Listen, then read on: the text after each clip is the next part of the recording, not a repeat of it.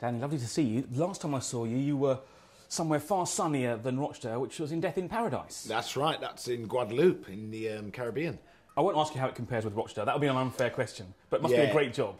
No, Rochdale's better. Perhaps you could suggest them moving it to here. Well, I've been sort of, prodding, saying, look, man, I'm sick of going to the Caribbean. I'd rather be, near Rochdale, somewhere like that. Manchester, Rochdale, somewhere maybe in between. How was it when you got the call saying you got the job there, going to the Caribbean? I just put the phone down and said, don't ring back here again. So obviously a prank call. Yeah, no, it was. And then they said his name was Dwayne. Mm-hmm. And then they said, in the script it said Dwayne turns up on a Harley. And I actually was quite cool. I was riding the Harley when I went to the interview. Uh-huh. So there was all these very peculiar things. They nicked the idea from you? I don't know what was going on, but there was something very peculiar going on. And, the fact it was Dwayne. And literally it is, an hour's ferry ride from my mum and dad's actual place of birth. Uh-huh. So it was all too comfortable. So I speak the local language. Everything, it was like it was made for me. I couldn't have worked out better. Fantastic. No, it's like the cat. I mean, it's very much similar, the kind of feeling I had when I was sort of auditioning for the cat. And how did that come about? Tell me about that. Well, I was actually in a West End show, singing and dancing. Mm-hmm.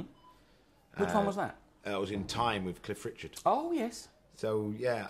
So I went from duetting with Cliff Richard to duetting with Craig Charles. Who sings better? Yeah. They all sing to my tune. Well, because you had a single out, didn't you? I did, yeah. Tongue-Tied, yeah. It went to number 17 in the charts. So, there's me and Cliff, chart regulars. Mm-hmm. And then there's me and Craig, who I brought along for the ride.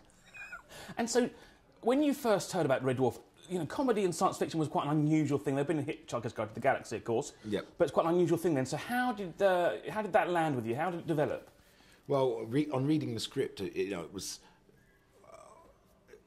the scene I did was that he's talking to himself, saying, how great he looks, and this is mine, that's mine. And I was trying to think, I'm thinking, he's talking to someone maybe, and I'm reading the script thinking, there's going to be someone in the cupboard, or he's going to walk in, but no.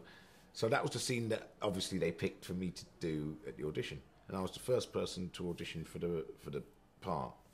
So it was all untried and uncharted territory, and I thought this is either going to be the greatest show ever made, or it's going to be the worst pile of the proverbial ever laid. You know what I mean? So luckily for me, it was the first one. Yeah, absolutely. And now it's practically legendary. You can't imagine television comedy without it. It's such an unusual thing. It is funny, the word legend is bandied around, and when your name gets associated with a legendary character, you tend to not want to believe your own hype, if you know what I mean, because I think once you become a legend, that usually means dead people. So, it's kind of a really bittersweet sort of thing. But, if someone thinks that they've been entertained to the point of legend, then I'm happy on that level. Mm-hmm. And I look at it like that. That's good. I look at it from, it's legend from their point of view rather than from my point of view. I mean, it's got a life, and will always have a life. If it makes someone happy and they enjoy it, and it brightens up their day, and I've been doing it for 26 years, long may it rain. But luckily for me, I've been in that situation more than once. That's great. Where characters, the word legend to my characters has been bandied around, and you tend to think this is getting a bit embarrassing. People that like Maid Marian say that about Barrington. People that like story makers say my children were aged for story makers. They absolutely loved it, and Jelly and Jackson. It was a terrific show. Yeah, they say that about Milton Wordsworth, and others say it about Lenny and MI High. So kids of it's a word that kids use a lot now. Mm-hmm. Legend. Yeah. So I've heard it quite a lot. So my thing is, you know, from legend, there's only one slippery slope.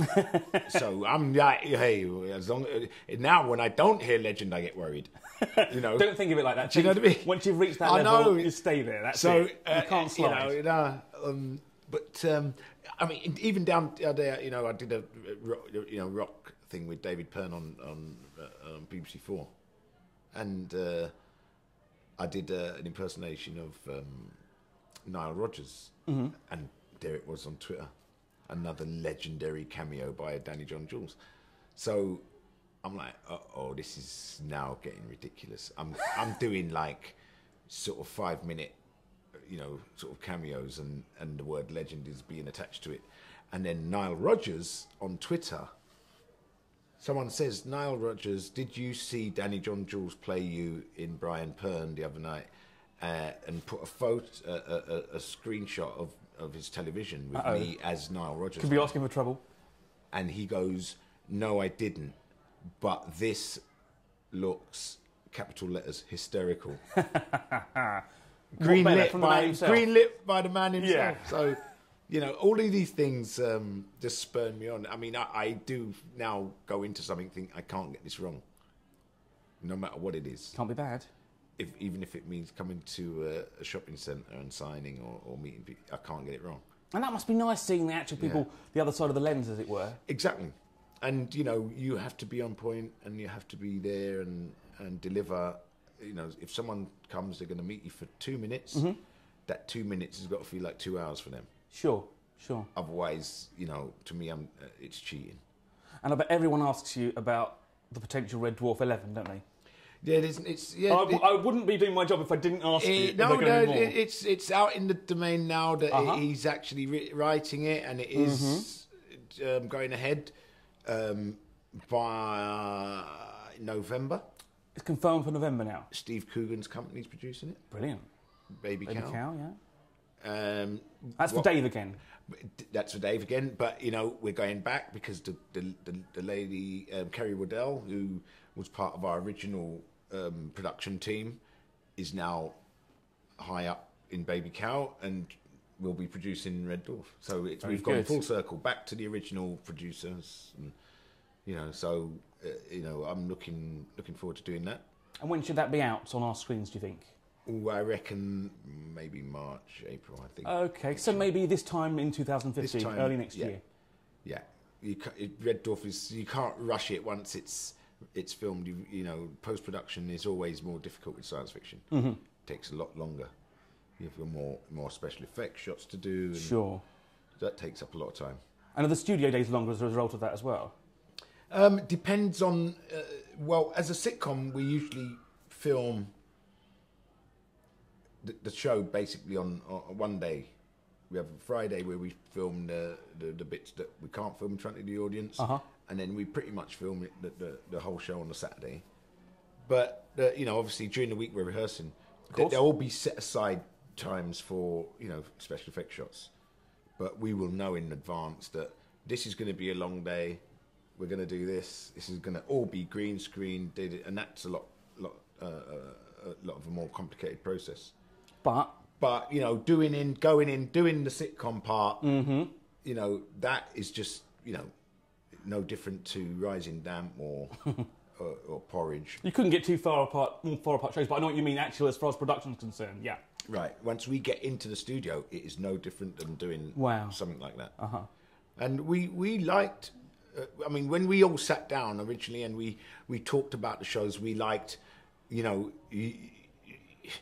we would always come back to Rising Damp and Porridge. Oh, If you look at the bunk scenes in Red Dwarf, you'll see Porridge. Sure. Lister and Rimmer in the bunks. You know, it's Beckinsale and Barker in the bunk bed. I mean, that's when you, and you know, Rising Damp, you see the four people stuck in a house, you know, and you have the Rimmer character is like, you know, the Rimmer character is pretty much like Rigsby. I never thought of that, but I know what you mean, that kind of intimacy. Yeah, the you know, you've got Don Warrington, the cool guy, you know, you know, and then you've got the Kachansky character, you know, Miss Jones, and if you look at it, it's classic sitcom. Even though the BBC didn't understand it, it was a classic sitcom. They couldn't see past the sofas and the French windows that weren't there. Mm-hmm. See, that was what was fooling them. And that's why they turned it down. Obviously, it looks like unfamiliar territory, but in fact, if you look at it like that, it's blatantly obvious that it's just ordinary sitcom style. The bunk room scenes, it's just really obvious. But these educated execs couldn't really see that. Well, you've proven them wrong. So that's more right. to come next year. But that's why people like it, because even though it doesn't look like it. It is a really typical sitcom. It's just set in a spaceship and it's science fiction, which is what people can't get their head around. If you take away the science fiction element, which is what basically they were trying to say, they're saying, well, couldn't this be set in a house? That's exactly what they were saying. But no, it's a sitcom and it's set on a spaceship. And 26 years later... 26 years later... Someone's kicking themselves thinking... Well, some of them have just got it now, There's some exec now, sort of, rocking in his chair in some old people's home now going, I should have signed that. I knew I should have signed it. And he'll be watching next year and kicking himself more on Red Dwarf 11. Danny, thank you very much indeed. No worries. Good to talk to you. Cheers. Cheers.